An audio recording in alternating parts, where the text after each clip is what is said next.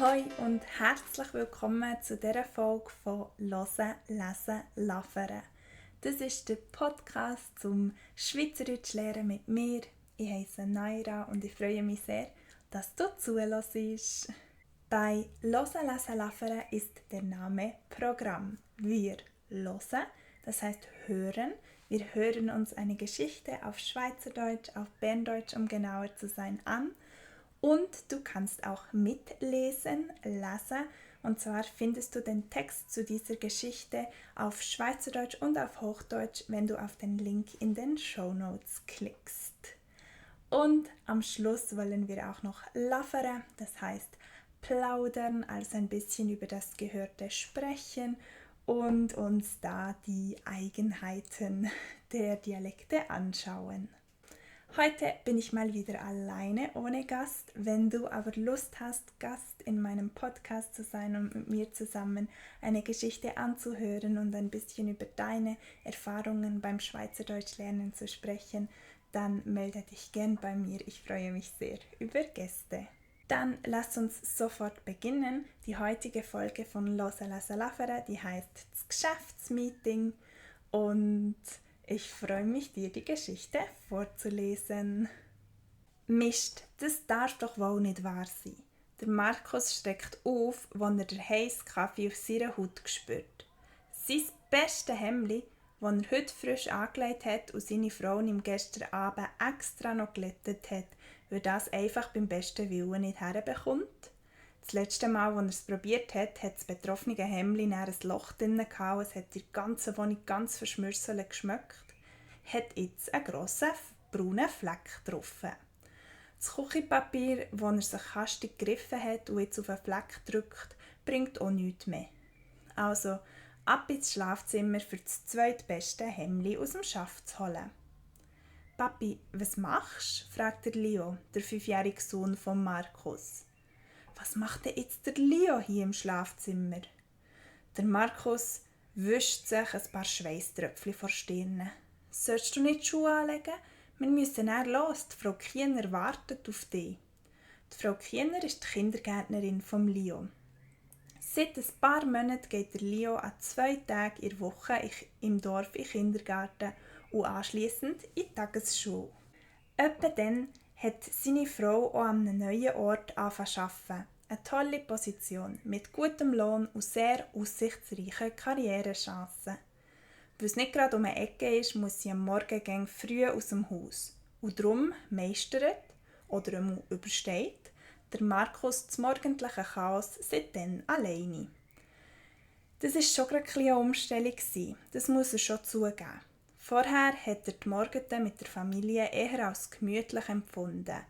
Er hat in der Küche die Abwaschmaschine ausgeräumt, das Müsli und das Brot, ein bisschen Anke und Konfi auf den Tisch gestellt. In dieser Zeit hat seine Frau der Leo aufgenommen, ihn angelegt und dann haben sie alle zusammen gemörgelt.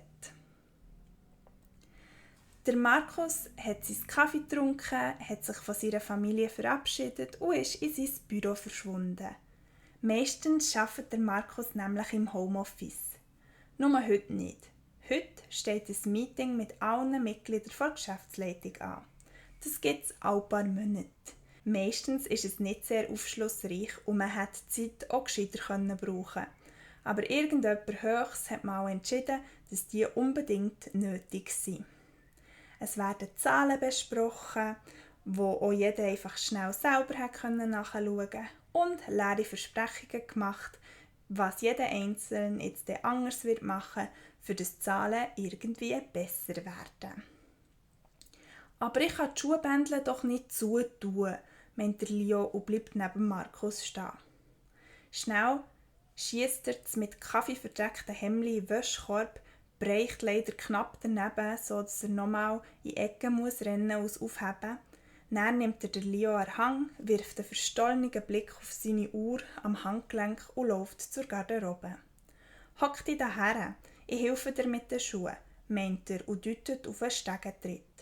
Der Leo folgt und streckt seine Füße aus. Der Markus schaut sich um und greift nach den Schuhen vom Leo. Am Leo seine Schuhe erkennt man meistens daran, dass irgendein Feuerwehrmann oder ein Feuerwehrauto drauf ist und dass sie feuerrot leuchten. Schuhe an die Füße, die Schuhbändel überkreuzen und ein Schläufchen machen. So, los geht's, meint der Markus und tut die Haustür auf. Der Leo nimmt sein Kindergartentäschchen und läuft zum Gartentüre. «Wir gehen heute mit dem Auto», ruft der Markus, während er den Schlüssel im Schloss dreht und ihn dann unter der Fußmatte versteckt. Normalerweise machen die zwei den Weg zum Kindergarten zu Fuß. Der Markus genießt die 10 Minuten der frischen Luft mit dem Leo und am Feuerwehrmagazin zu laufen ist für den Leo immer ein Highlight, schon am frühen Morgen. Aber für das bleibt heute keine Zeit mehr. Der leicht enttäuschte Gesichtsausdruck auf dem Gesicht von Leo bleibt zwar nicht unbemerkt, aber der kleine Bub klettert ohne Widerrede ins Auto. Der Markus gurtet ihn noch schnell an, dann startet er den Motor vom Auto und macht sich auf den Weg. Das Autoradio lädt automatisch an und der Moderator ist gerade dabei, Nachrichten vorzutragen. Der Markus dreht die Lautstärke runter. Krieg, Naturkatastrophen und ein Autounfall, der Stau auf der A1 verursacht. Alles nichts für die Ohren vom Leo. 10 Minuten zu spät hält das Auto mit quietschenden Reifen vor dem Kindergarten an. Wo der Markus aus dem Auto kumpelt und der Leo aus seinem Kindersitz befreit, schädert noch sein Nadel in der Hosentasche. So ein Mist. Warten die schon auf mich? Nein, das kann nicht sein. Das Meeting fängt erst in einer Viertelstunde an. Er drückt den Anruf durch die Hosentasche weg und rennt zum Eingang vom Kindergarten, der Leo auf dem Arm. «Guten Morgen zusammen», begrüßt Frau Kiener die zwei. Die anderen Kinder hocken schon im Kreis und haben ihr Singbüchlein vor sich aufgetan. «Es tut mir sehr leid», ruft der Markus und drückt am Leo ein Münzchen auf die Stirn. «Bis später». Und schon spurtet er zurück ins Auto und setzt auf die Straße zurück. Während der Fahrt grübelt er sich das Nattel aus der Hosentasche und wirft einen kurzen Blick auf das Display. Ein verpasster Anruf von seiner Frau. Was will jetzt echt sie noch von ihm?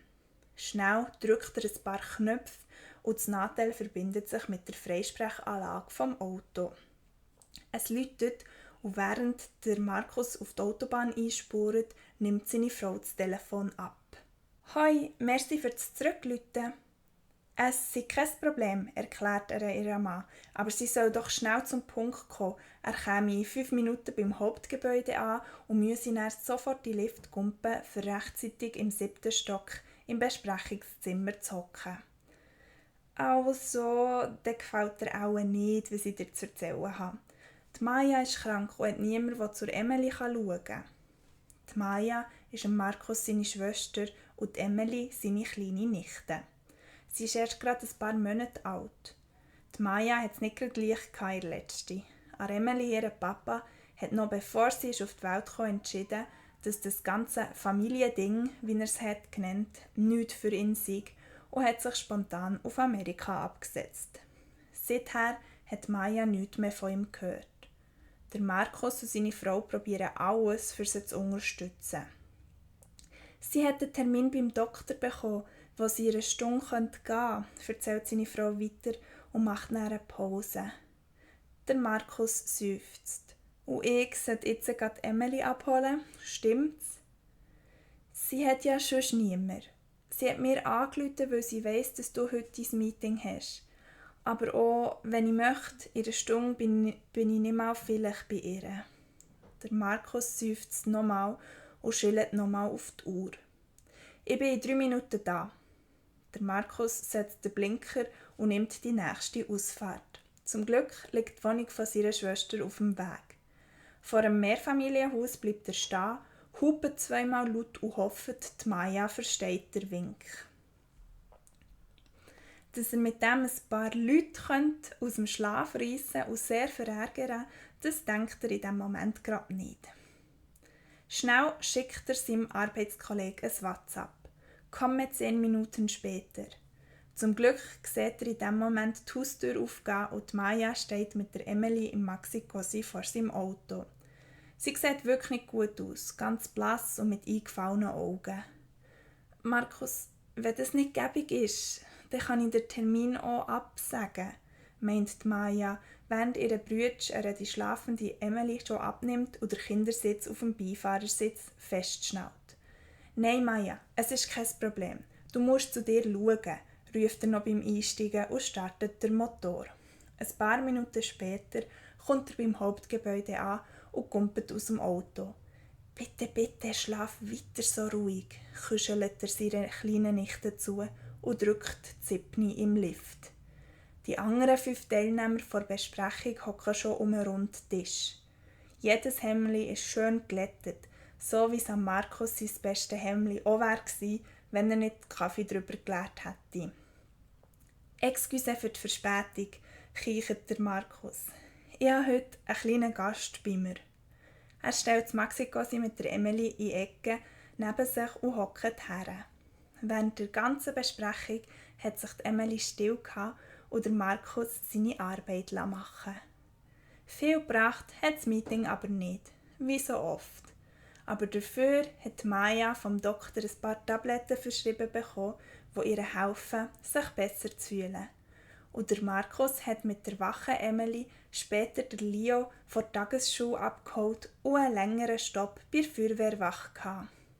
Die Autos sind gerade auf dem Vorplatz gewaschen worden und der Leo ist gar nicht aus dem Staunen rausgekommen. Sogar die Emily hat fröhlich gequietscht. «Du kannst dir gar nicht vorstellen, wie froh ich bin, morgen wieder im Homeoffice zu arbeiten», sagt der Markus zu seiner Frau, als sie am Abend heimkommt. Sie lacht. «Und auch wenn nicht, du würdest es meistern.» Das war die Geschichte, ein Geschäftsmeeting, in der wir mehr über Markus und seinen stressigen Morgen vor dem Geschäftsmeeting erfahren. Wie immer habe ich ein bisschen Wortschatz vorbereitet, den ich gerne mit dir besprechen möchte und der dir hoffentlich das Verständnis der Geschichte erleichtert. Falls es noch mehr Wörter gibt, die dir aufgefallen sind und die du nicht verstehst, du kannst, wie gesagt, die schweizerdeutsche Version mit der hochdeutschen Version abgleichen. Den Link dazu findest du in der Videobeschreibung. Starten wir mit dem ersten Satz. «Bitte, bitte, schlaf weiter so ruhig», kuschelt er seiner kleinen Nichte zu. Kuscheln, was könnte das bedeuten? Das ist ein schweizerdeutsches Wort für flüstern, also ganz, ganz leise sprechen. Kuscheln. Und dann haben sie alle zusammen zmörgelt. Zmörgele, das bedeutet Frühstücken auf Schweizerdeutsch. Es gibt auch die Namen für die Mahlzeiten, die alle nach dem gleichen Schema aufgebaut sind, und zwar z plus die Tageszeit, an der man diese Mahlzeit isst. Zmorgen ist also das Frühstück, Zmittag das Mittagessen und Z'abe das Abendessen. Alle diese Wörter kann man dann in Verben verwandeln, indem man le ans Ende anfügt. Zmorgen kann man dann in ein Verb verwandeln, indem man die Endung le anfügt. Zmörgele bedeutet also frühstücken oder Frühstück essen. Das kann man nur mit Zmorgen machen, mit Zmittag oder Znacht funktioniert das leider nicht. Wo der Markus aus dem Auto kumpelt und der Leo aus seinem Kindersitz befreit, schädert noch sein Nadel in der Hosentasche. Hier gibt es 2 interessante Wörter. Zum ersten Gumpe. Gumpe ist ein Verb und beschreibt springen oder hüpfen. Schädere, das bedeutet klingeln. Es gibt auch das Wort Lüte, das auch klingeln bedeutet. Schädere ist ein bisschen lauter und ein bisschen nerviger in der Situation. Auch wichtig zu wissen, der Leo nimmt sein Kindergartentäschchen und läuft zum Gartentöri. Leo rennt oder läuft nicht zum Gartentöri, er geht. Laufen auf Schweizerdeutsch bedeutet gehen auf Hochdeutsch. Schuhe am Fuß, die Schuhbändle überkreuzen und ein Schläufchen machen. Die Schuhbändle, das sind die Schnürsenkel auf Schweizerdeutsch. Wenn man das wortwörtlich übersetzen würde, dann wären es die Schuhbänder. Hockt die daher, ich helfe dir mit den Schuhen, meint er und deutet auf einen Stegentritt. Der Stegentritt, das ist die Treppenstufe. Stege ist Treppe und Tritt ist Stufe. Stege, Tritt. Ein weiterer Satz war: «Schnell schiesst er's mit Kaffee verdreckten Hemmli in Wäschkorb, breicht aber leider knapp daneben.» Breichen ist wieder ein Verb und bedeutet so viel wie treffen. Schauen wir uns das nächste Wort an, Gäng. Das hast du sicher auch mehrmals in dieser Geschichte gehört.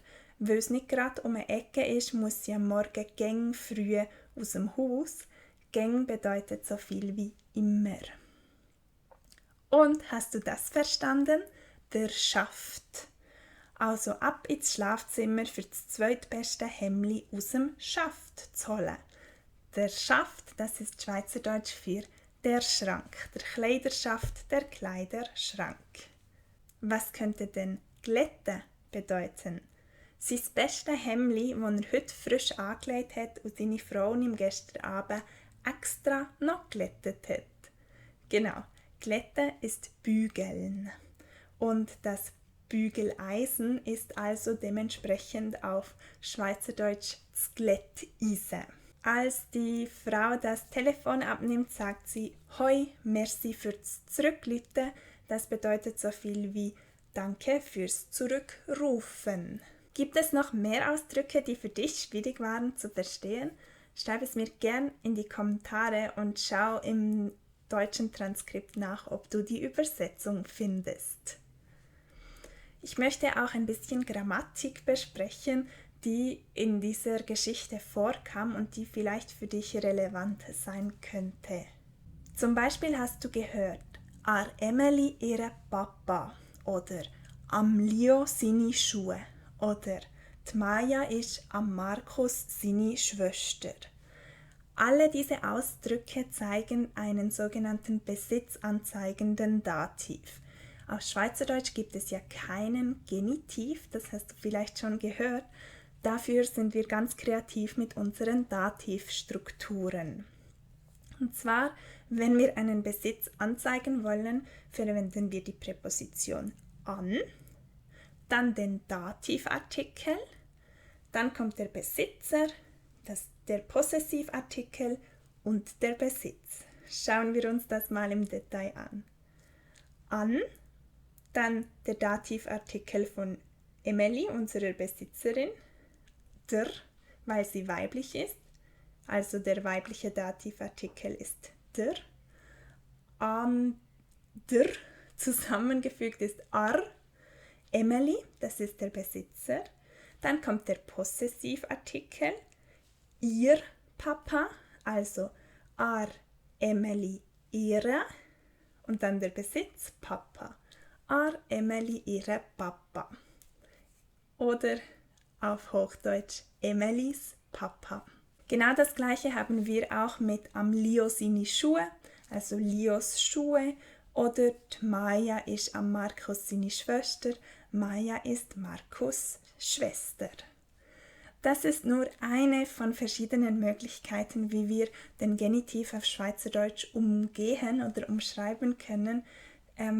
Dieser besitzanzeigende Dativ hört man aber sehr, sehr viel und ich denke, es ist gut, diese Struktur zu kennen, um auch verstehen zu können, was es genau bedeuten soll. Im Satz «Es sei kein Problem», erklärt er ihrem Mann, aber sie soll doch schnell zum Punkt kommen, er käme in 5 Minuten beim Hauptgebäude an und müsse dann sofort in den Lift kumpen, für rechtzeitig im 7. Stock im Besprechungszimmer zu hocken. Verwenden wir den Konjunktiv 1, also um zu sagen, was jemand anderes gesagt hat, ohne es direkt mit Anführungszeichen und Schlusszeichen zu beschreiben. Was sicher sofort auffällt, ist das «sig». Es sei kein Problem wird zu «es sig kein Problem». Andere Konjunktiv 1 Formen haben oft ein I am Ende oder werden oft mit einem I am Ende gebildet. Zum Beispiel haben wir da er käme, das wäre er komme in 5 Minuten an und er müsse dann sofort in den Lift kumpen, er müsse dann sofort in den Lift springen. Anstatt dass der Konjunktiv mit der Endung e wie im Hochdeutschen gebildet wird, haben wir im Schweizerdeutschen die Endung i. Er müsse, er käme, er könne und so weiter. Wenn du also jemanden sprechen hörst mit diesen vielen i-Endungen, dann kannst du davon ausgehen, dass möglicherweise im Konjunktiv 1 gesprochen wird, also dass dir etwas erzählt wird, das nicht direkt von dieser Person erlebt wurde, sondern dass sie weitererzählt von einer anderen Person. Gut, und somit komme ich schon zum Schluss von dieser Episode von Losa Lasa Lafere. Noch einmal die Erinnerungen für dich.